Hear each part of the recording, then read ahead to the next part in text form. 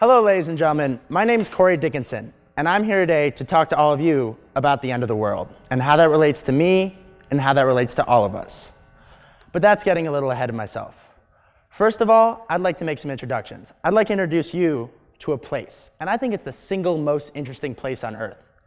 It's called the Republic of Nauru. It's about 500 miles off the coast of Papua New Guinea, and it's fascinating. Let me show you why. Nauru is the world's smallest country. It's also the world's most obese country. 80% of the land in Nauru is barren, and yet has a 100% urbanization rate. It was the richest country on Earth in the 1970s and 80s. Today, it's 160th out of 200. So I think you'll agree with me. Something's going on here, and it's interesting. I thought so. So I went there this previous winter to do research on what exactly was going on and what happened. About 150 years ago, Nauru was colonized by European powers. There, they found the richest deposits of phosphate of any country on Earth. This led to the development of a massive extractive phosphate mining industry that made the colonial powers, and after independence the Nauruans, extremely rich.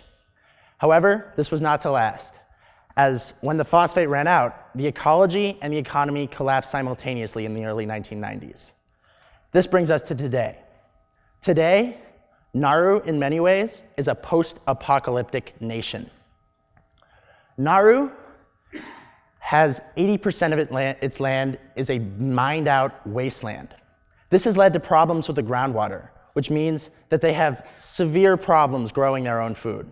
This has led to food insecurity issues, meaning they import a lot of their food, which has led to crippling obesity problems. Nauru is also a Pacific Island country, meaning that it's low to sea level. As global sea levels rise, the area in which people live will be underwater, and all of the highland on the island has been turned into a mined-out pit. In Nauru, the culture has also been changed by this mining. Today, in many ways, Nauru is a hyper-consumerist nation. When money comes into this island, and it doesn't come in often, it is quickly spent on unnecessary luxury goods as opposed to critical health and infrastructural investments. So what happened to get Nauru to this place?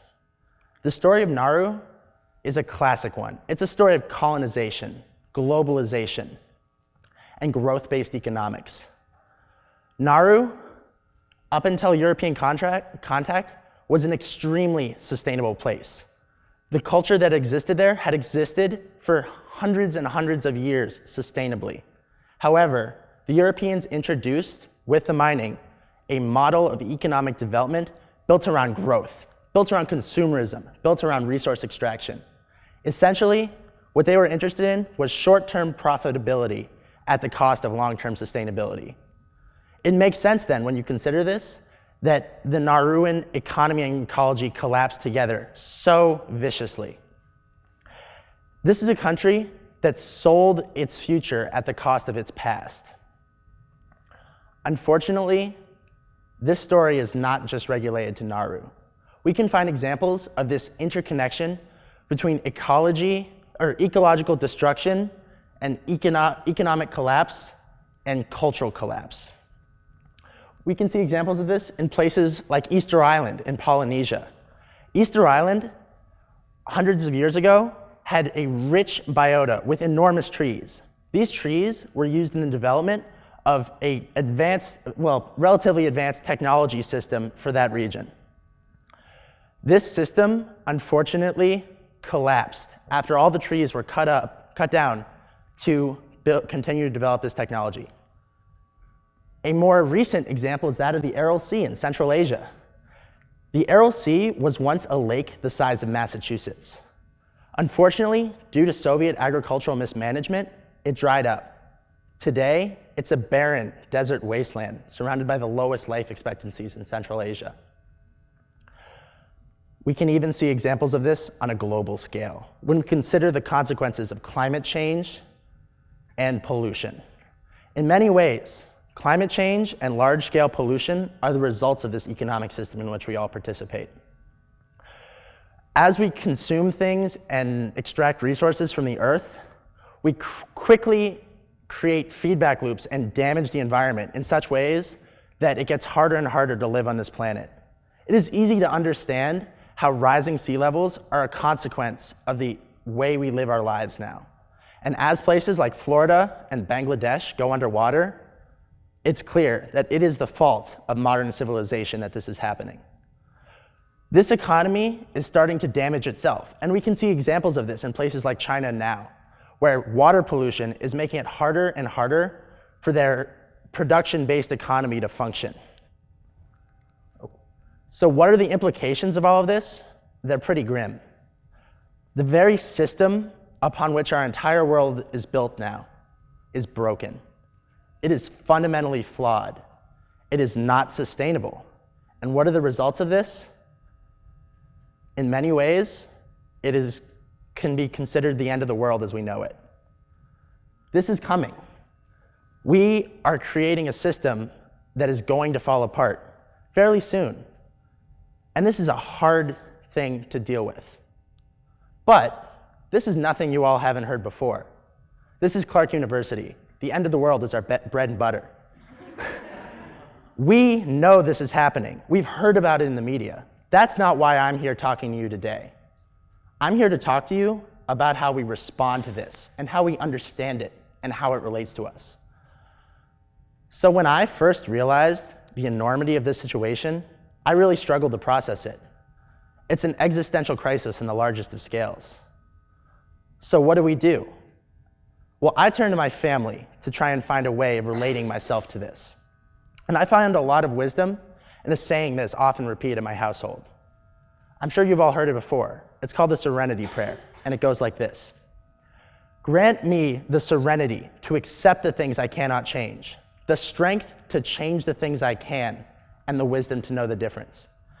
This is enormously applicable in this situation, and it really helps us relate to and understand our civilization's relationship with the environment. So let's start with that first part, acceptance.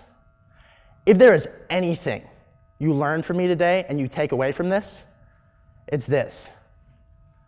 We have to accept just how big a deal this is.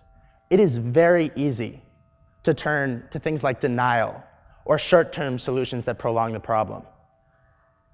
This is not the path. We have to accept that the world as we know it is going to end itself. And we have to accept that likely, within our lifetime, everything as we know it will change as a result of the environment. This is terrifying, but we cannot move on past this unless we accept how big of a deal this is. And I'm not talking about just a cursory acceptance. I'm talking about looking at this and saying things like, it is pointless in many ways to plan for retirement when entire sections of the place where most people retire are either going to be a desert wasteland or underwater. We have to accept the severity of this, and in doing so, we can start to see the way forward. That brings me to the next point, the strength to change the things I can. Now, I'm not talking about making changes that prolong the status quo. That is not the solution, as I said. I'm talking about responding to this, because it's already happening. And how do we respond to this? We look for things that are outside of this system. We look for economies that aren't globalized, that are local. We look for things that have responded to these situations in the past. What do I mean by this? When you look at civilizations, cultures, places that have experienced massive collapses, oftentimes the safety net that helps people there are these small-scale, local, community-based systems. These are the things that true long-term sustainability are built around, and these are the things that our civilization will be forced to rely on in the future. So how does this affect you? This is about how you relate to those things, and you have to take the steps to become involved in these systems. This is investing in the long-term survival of our species. As I said, these systems help places where collapses have already happened. I'm going to give you a great example. I'm going to take you back to Nauru. In Nauru, in the wake of their collapse, they had extreme food insecurity issues. This is what I was studying when I was there.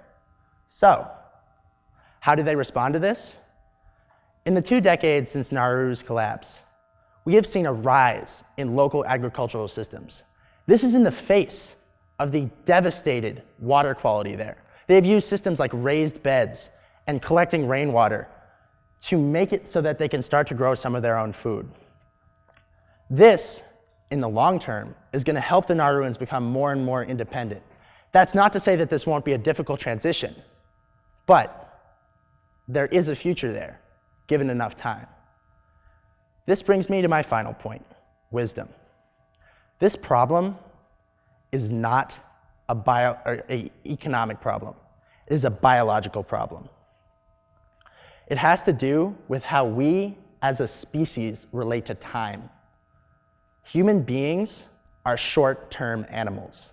It is difficult for us to conceptualize a timescale beyond that of our own life, much less the next 10 minutes. Time and how we understand it has to change. We have to change how we as individuals and communities make our decisions in terms of time, because one generation doesn't cut anymore. We have to think about the entire scale of humanity. This is thousands and thousands of years, and how every decision our communities make must be in the context of this. I consider myself a 200-year pessimist and a 1,000-year optimist. I think the next 200 years of human history is going to be very dark. We are going to have a lot of very unpleasant things we have to adjust to, and I'm going to say it, people don't like to say this, a lot of people are going to die. But that's not the end of the world. That's just the end of this civilization.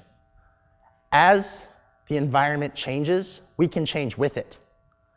And we can learn from it. And we can see the value of these local systems in surviving these problems and prospering in spite of them. I think 1,000 years from now, we will have been able to learn from this. Will have been able to take steps towards remaking our civilization in such a way that it can survive for not just thousands of years, but millions of years. Human beings are capable of this. It's hard to imagine, but it's true. But that's then, and this is now. Now, we have to take the first steps towards that, and that's understanding and acceptance. Like I said, we have to accept just how big this is. This talk was not about the whole world. It wasn't even about Nauru. It was about me, it was about you, and how we can take the steps to accept the things we cannot change and find the strength to change the things we can. Thank you very much.